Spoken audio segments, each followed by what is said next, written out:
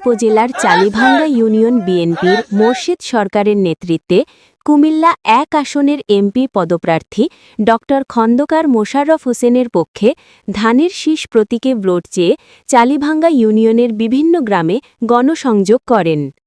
এই সময় মোর্শেদ সরকারের সাথে আরও উপস্থিত ছিলেন চালিভাঙ্গা ইউনিয়ন বিএনপির রাশেদ সরকার, আরও উপস্থিত ছিলেন আব্দুল জব্বার সরকার ও মোনাফ সরকার।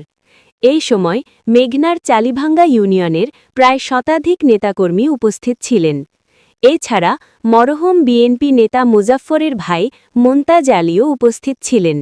এই সময় মোর্শেদ সরকার বলেন, এবারে নির্বাচনে ড খন্দকার মোশাররফ হোসেন স্যারের পক্ষে মানুষের ব্যাপক সাড়া পাওয়া যাচ্ছে।